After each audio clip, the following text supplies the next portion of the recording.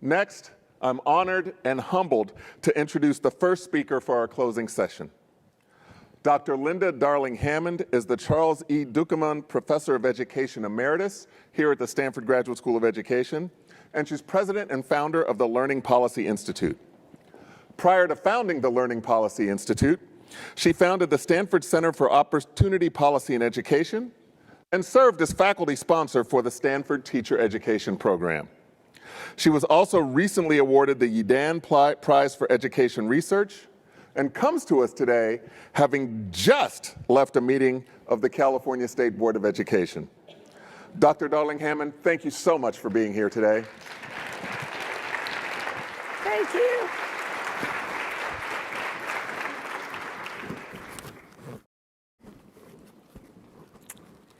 Thank you so much. It is so exciting to see the launch of this Early Childhood Center at this moment when there is so much activity around building early childhood pathways in California, and we need so much help.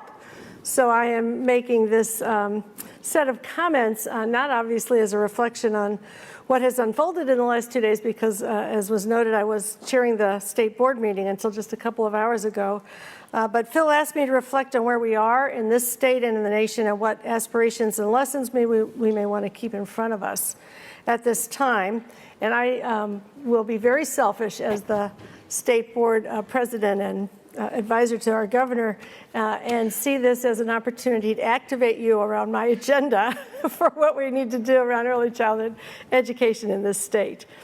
I will start with 3 ideas that I think are really key. One is to recognize and address the broader context of children's lives. The second is to hold a vision for holistic, developmentally grounded, multicultural learning for young children and act on that vision systemically. California had decades of disinvestment. It was in terrible shape in 2010, only a decade ago, in K-12 education, and it was even worse shape in early childhood education. And those who were here are nodding because you can remember. We had, after Proposition 13 in 1979, we had many decades of disinvestment. By that time, we were one of the worst funded states in the country. In K-12 education, we were ranked 48th, 49th, 50th on almost every measure. We had the largest class sizes. We had the most teachers on emergency permits. We had almost no really funded early childhood system. There was a little tiny early childhood state preschool program and some Head Start programs, but very, very little for young children. And so one of the advantages of this was that we understood when we needed to build a system when Governor Newsom took office. Governor Brown before him had laid the path for K-12 funding that was more equitable and more adequate for a new approach to accountability systems, but it was really Governor Newsom's passion to deal with the needs of young children. And we had the benefit of being able to learn from the successes and the missteps of other states. So among the things we've been contending with and that we can use help from everyone on are the ways in which we need to recognize and address the broader context of children's lives. And this is sometimes a part of the early childhood conversation and sometimes missing from it. We are the nation with the largest wealth disparities in the world, and we have larger wealth disparities than we've had since 1929. Top 1% of people owns 50% of the wealth in this country, and that's been getting worse and worse over the last 40 years. Gloria Ladson-Billings, my friend and colleague, often talks about the fact that we have a nation that's been engaged in the aggressive neglect of its children, especially those who are Black and brown or otherwise marginalized. We have the highest poverty rate in the industrialized world. That came down for a year in 2021 because of investments at the state and federal level.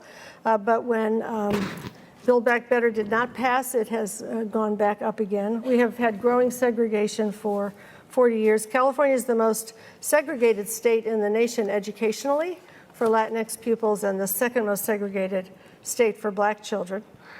with, over many years, very big disparities in the allocations of resources to those children, both in early childhood settings and in K through 12 settings. The new formula begins to correct that, but we have a lot of system to rebuild. And then we have very high rates of adverse childhood experiences, ACEs. About half of Americans' children experience some form of abuse, neglect, trauma, food insecurity, homelessness, or tragedy each year. And of course, it's disproportionately allocated, as is everything else. So it is, we're in a context where there's a lot of vocal advocacy for a right to life, but not the right to a good and healthy life. And we have to really think about our young children sort of in the context of what are we doing in all of these areas of their lives, and develop a whole child approach, which is what we've been in the business of beginning to do around healthy nutrition, around health care, around housing, because of homelessness rates, around mental health, trauma-informed and healing-oriented practice and care, around the environmental hazards that are concentrated in previously redlined districts that create high rates of lead poisoning and asthma and pollution and other things that affect children's learning from the very beginning. So recognizing that, we have to think about early childhood not just as a place where you drop your kid off in the morning and pick them up later, but you have to think about it from a policy perspective around the investments that have to take place for all of the elements that allow children to be healthy. And we made great strides on this in this country in the 60s and the 70s. And we have done a little bit of that more recently. But almost all those social policies were eliminated in the 1980s, and we've been trying to claw our way back to a child-centered focus ever since. So I just want to start with the notion that those of us who are concerned with early childhood education must also be concerned with basic civil and human rights and the policies that are needed to secure those rights. We also have to build settings for racially, linguistically, and economically integrated systems. Not just private preschool for those who are wealthy or who can manage to scrap together the money to do it by not doing a lot of other things, which is the fate of middle-class families in most states, and segregated settings in Head Start and state preschool only for low-income students. We have a lot of evidence from research that more integrated settings are more productive of learning, and we can use policy through mixed delivery, with adequate subsidies, with parental leave, by raising child care reimbursement rates, by expanding preschool with sliding scales to make it more widely accessible. So there are these system issues that undergird the things that one might study about the learning and development process that I just want to be sure are front and center. Second, we need to hold a vision for holistic, developmentally grounded, inclusive, multicultural learning for young children, and then start to build toward that vision. People hold in their minds very different ideas, excuse me, about what early childhood should look like. I know that for myself, it was very hard to find that kind of developmentally grounded, inclusive, multicultural learning setting for my own 3 African-American children and now for my 2 Black grandsons. It is very hard to find settings that have all of those features together in one place. Carla talked about the systemic racism that exists in assessment. It exists in other ways as well, including the studies that have demonstrated the kind of implicit bias that exists in many settings. There were several studies that found that if you ask preschool teachers to identify where there may be problem children in a classroom and show them a video in which there are no problem children or problem behaviors, they will focus in on Black boys. And that's what they will look for, and they will try to find something, and often do, just in the daily work that the kids are undertaking. So we do have a lot of issues around what people bring to the setting, but also issues around how what we expect of settings. And this is the place where the assessment system makes a big difference. We need to have the kind of quality standards and the kind of assessments that value physical, mental, social, emotional, cognitive development that is expressed in a wide variety of culturally grounded ways.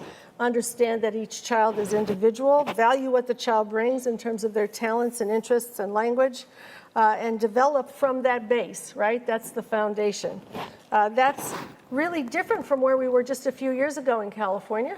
Remember, we had an English-only era where that was the only language to be spoken, and if you violated that, that was cause for punishment, and where we have had a lot of emphasis in the earlier accountability system of rating and punishing both schools and other settings.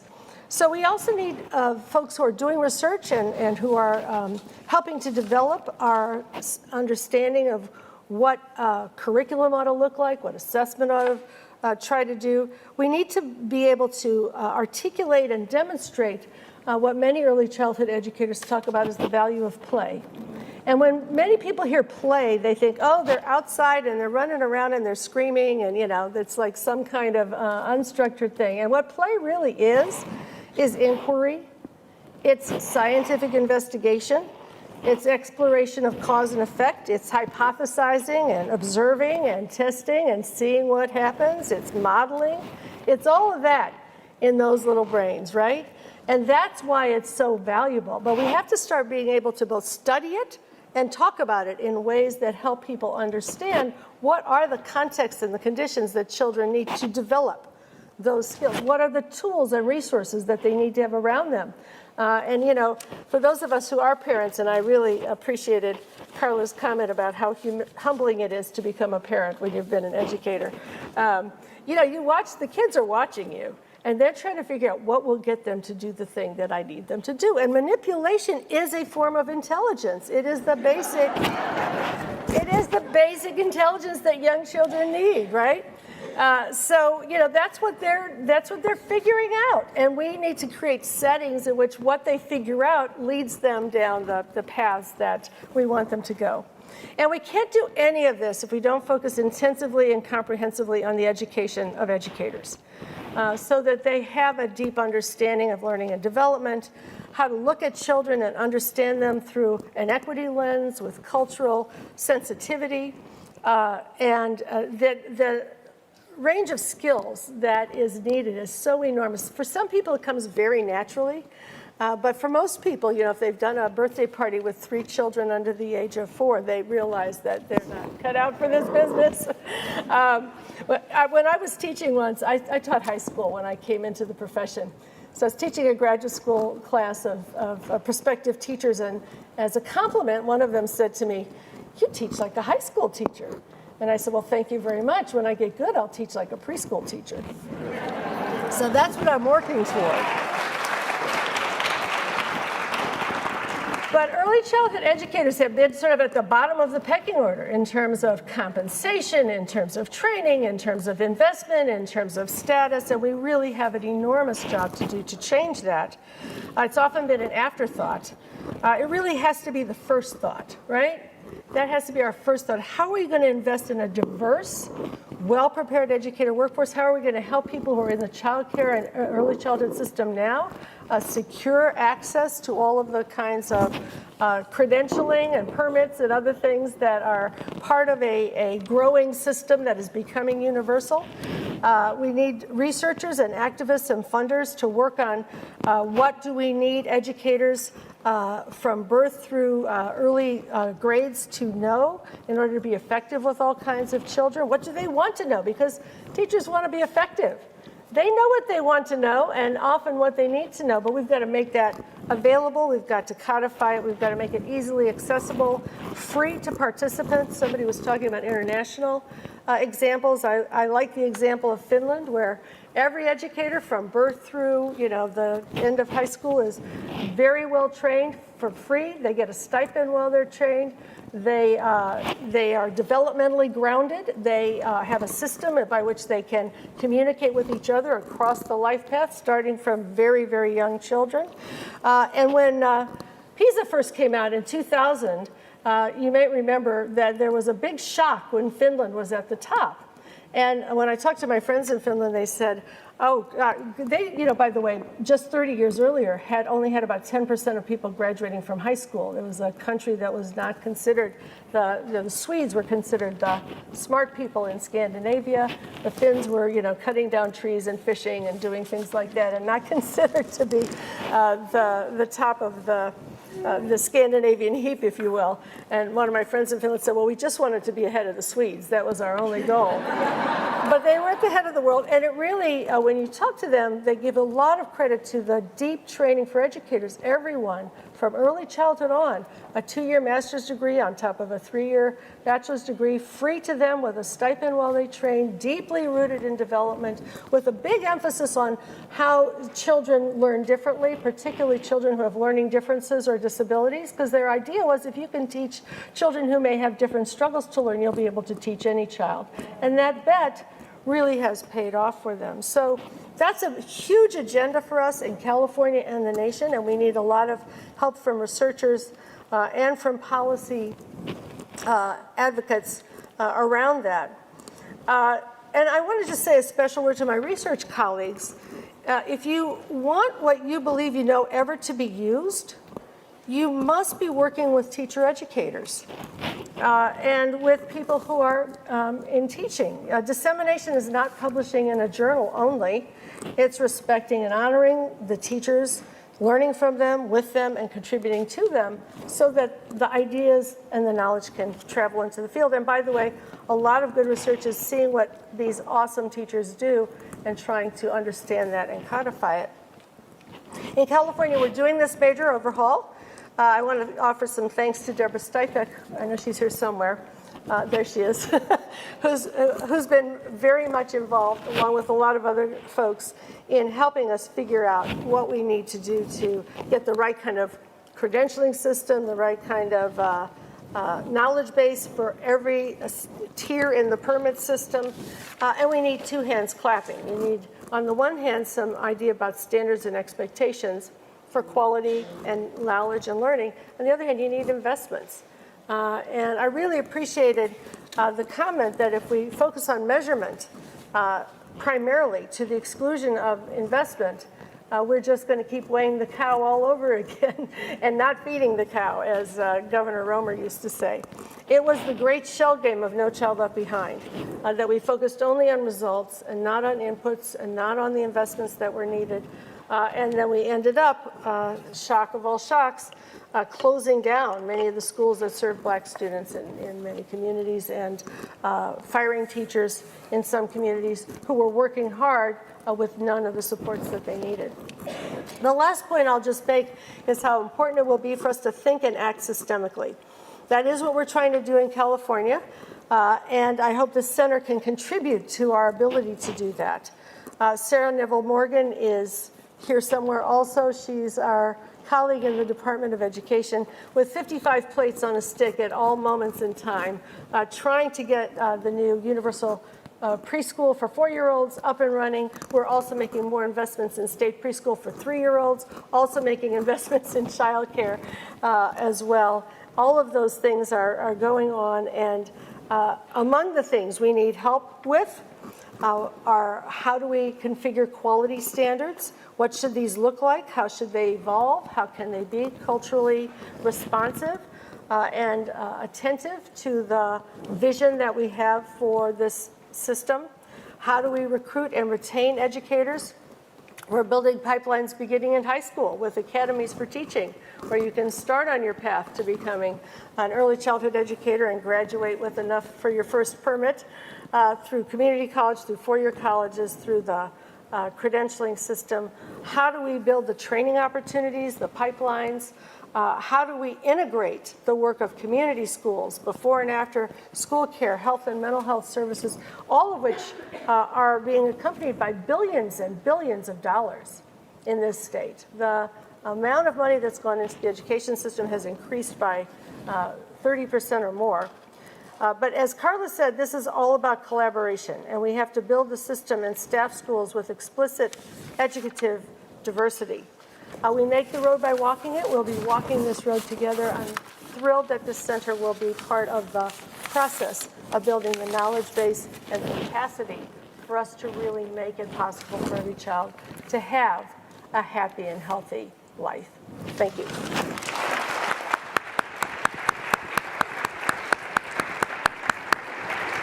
Thank you.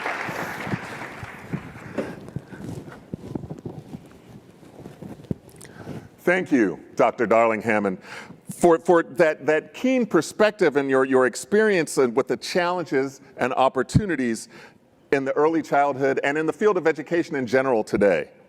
We greatly appreciate your wisdom and your guidance and your vision as we move forward. Next, we turn to Dr. Nat Kendall-Taylor, another member of the Stanford Center of Early Childhood's Distinguished Leadership Council. Dr. Kendall-Taylor is CEO of the Frameworks Institute, a think tank in Washington, D.C., dedicated to helping change makers communicate effectively and increase the impact of their work. Dr. Kendall-Taylor holds a PhD in anthropology.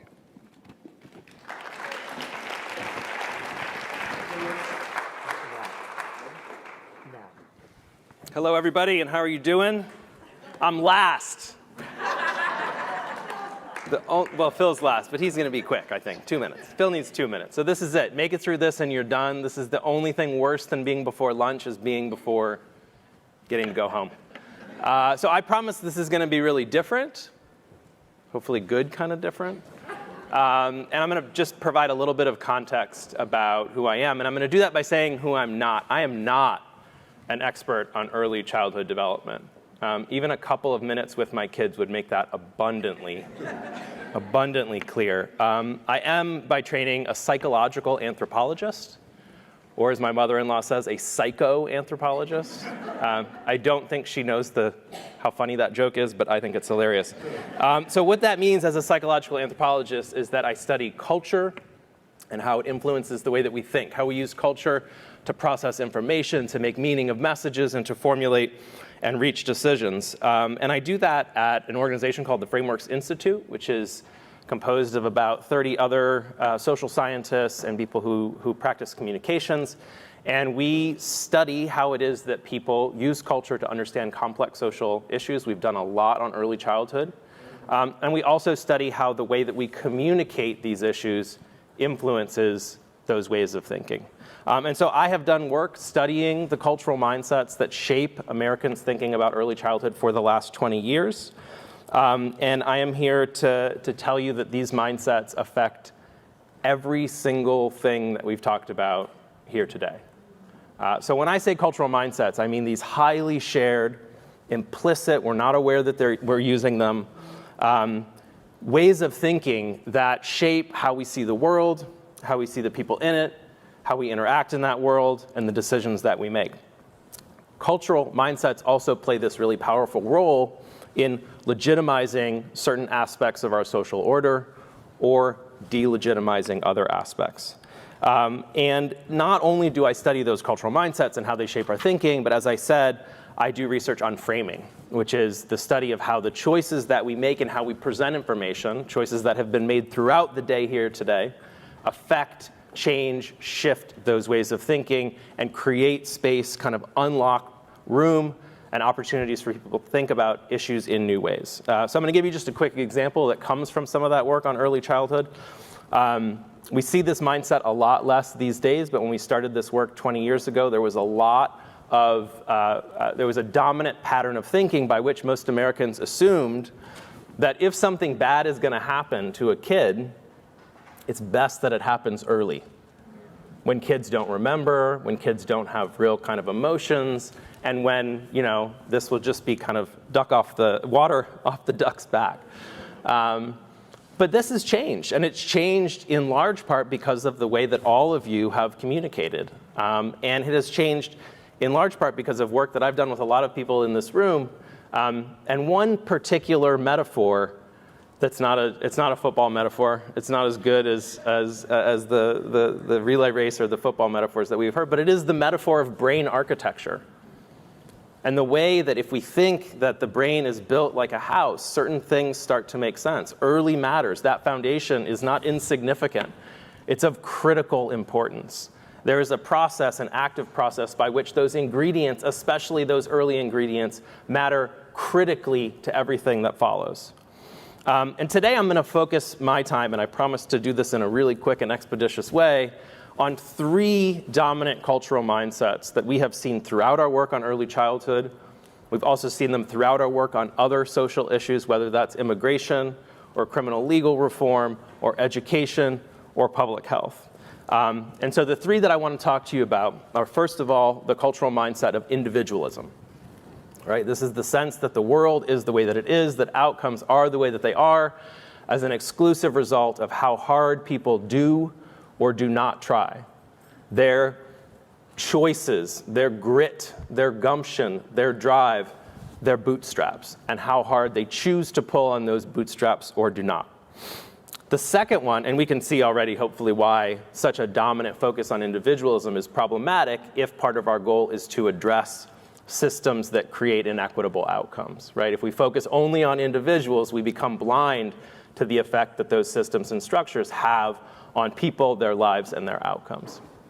The second one is fatalism, the sense that the world is too gone. The issues are too numerous. The problems are too dark, dire, and on fire for us to do anything about. And therefore, when we hear another one of them, we put it on the pile of problems that we cannot solve over here, and we move on.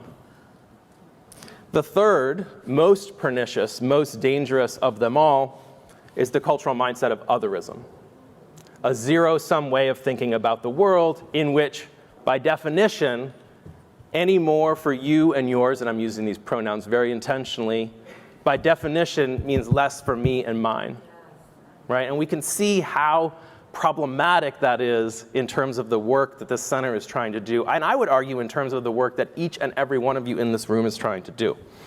It is important, though, to realize that culture is not all bad, swampy mindsets waiting to eat our communications and our ideas, but each of these things exists along a continuum. So individualism is balanced by a sense of what surrounds us shapes us, a focus on systems and context, even though people don't say systems. Fatalism is balanced by a sense of pragmatism and agency, that we can, do, and will solve problems. And otherism, it's really important to say, is balanced by a thread of culture in the United States, which is collective in its orientation. So the good news, let me start with the bad news. The bad news is that each and every one of these cultural mindsets blocks our ability to work on our issues. It gets in the way of our progress. The good news is that each and every one of these mindsets blocks our progress on all of our issues. See what I did there? The good news is the bad news. And what I mean by that is if we work together, if we communicate in different ways, a lot of which I've heard today, we have the ability, even when we're working on our one issue, to be a rising tide that lifts all of the boats that are in this room. And so I have been paying attention to these 3 mindsets for a very long time. We started a project a little bit after Rapid started that we call the Culture Change Project, very early on in the pandemic, that sought to chart how these cultural mindsets have been evolving over the last 3 years. And it's important to say we were interested in these deep cultural mindsets, not like how strongly people believed we needed to wash our vegetables, Barbara. So these really deep mindsets. And I want to just tell you, I've got 2 minutes left. I want to tell you, because I believe these findings are hopeful, I want to tell you about 3 findings, 3 things that we've found. So the first is that over the last 2.5 years, we have seen that this individualism and contextualism, this individualism and systems thinking is in flux, right? So we are seeing a rise in systems thinking. It is uneven across issues and uneven across our population. What I mean by that is you see it in a most pronounced way in the way that people think about racism and the economy.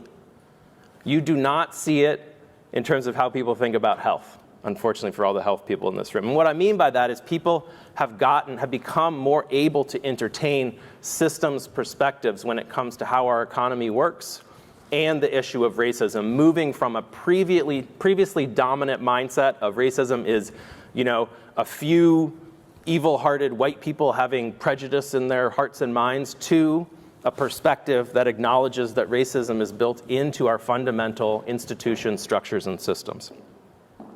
So that's the first finding. The second finding is we have seen a rise in people's demand for responsive government. So I have done work on how people think about government for 20 years, and I can tell you that most of it is deep and is dark and is depressing. People don't think the government could do a damn thing, and they don't expect it to. We have seen that shift over the last 3 years. It's not that people think government is great. It's not that people think government is responsive, but there is a demand, there is a belief that it needs to be and it must be in service of the population.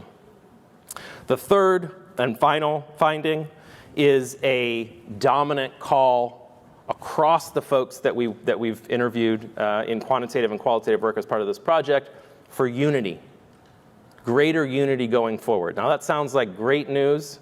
There was an aha somewhere over there, but I'm gonna temper that enthusiasm with a final finding, which is unity, it turns out, means really different things to different people. So we found one flavor of unity, which is backwards facing. Unity is we need to go back to this mythic time when everybody was okay and got along in this country, mostly held by white conservative men. But there is another version of unity which is forward-looking. And that version of unity puts a priority on inclusion, on going back into the historical roots of inequities in this country and designing a country that is inclusive of everyone who lives in it. So I will just say, as I end, that I believe strongly, really strongly, that part of the center's work is not just in designing new interventions, because, sorry to be a buzzkill, I don't think that that's the entirety of the problem. Part of the center's work is digging into culture, thinking about what it takes to make it shift so that those innovative, new, collaborative ideas have a place to go, a place to land that is conducive to the kind of change that everyone in this room is trying to make. I'll say thank you, and I'm done.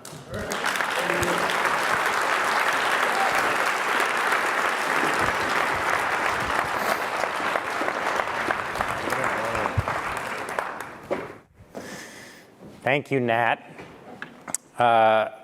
Do you remember in the last panel that Barbara Chow mentioned these meetings that we would have on Friday nights? It was, on Wednesday nights during the pandemic to talk about the survey. It was 5 o'clock West Coast time. So that means for the East Coast people, it was 8 o'clock. We promised everybody we would be done on time and that we would take 1 hour and we would never go over. And we might have gone over once or twice by like 2 minutes. So given that that's the case and that we're right at time, I promise I will keep my remarks to 1 or 2 minutes. First and foremost, what I want to do is thank Eric Abrams for his amazing job emceeing today's event. I can safely say that that is the hardest job that anybody had, except perhaps our administrative director, Elizabeth Backus, who did amazing organizing, and all of the team based between here and Oregon that really pulled off an incredible amount of work to make this happen. So thank you, everybody. Really amazing. I personally feel like I've taken in so much information at this point that all I can do is head out to the lobby where we have both cocktails and some snacks and posters. But I do want to just share a closing vision. When the pediatrics and healthcare panel was up here, Tumani Coker was talking about this concept of like a change in how the healthcare system works and bringing community health workers into the picture. But that what was happening was the introduction of an idea. It wasn't a model, it wasn't an intervention, it was an idea. And that the idea was affected by the context in which it was being implemented. It was completely shaped by where it was happening. And what I want to suggest as a vision for the center, for the work that we will all be doing together, is that kind of concept of ideas, many of which will come from communities, some of which will come from science, some of which will come from policy and advocacy, that ideas are really what we need to scale. And that if we can begin to scale ideas and have them really spread in communities, and if we can develop approaches to measurement, to impact evaluation, that are similarly nimble and have the qualities that our measurement panel, I think Carla among others, were incredibly articulate about in terms of what are we measuring, who are we measuring, and for what purpose. And we can pair that with approaches that really involve processes of rapid cycle iteration that involve action and reflection. Then I think there's tremendous hope for the field. I think the ability then to really address some of these underlying issues for which we haven't made progress, we can see and have hope for things really beginning to change. And so personally, I think I come out of the day slightly exhausted, but also feeling even more optimistic than I did when we started. And I hope that that feeling is shared by others here. So thank you all for coming. Thank you all for your contributions and your ongoing work in this area. Thank you to Stanford, to Dean Schwartz for helping to create this center within the Learning Accelerator, and just look forward to continuing partnership with all of you. Thank you very much.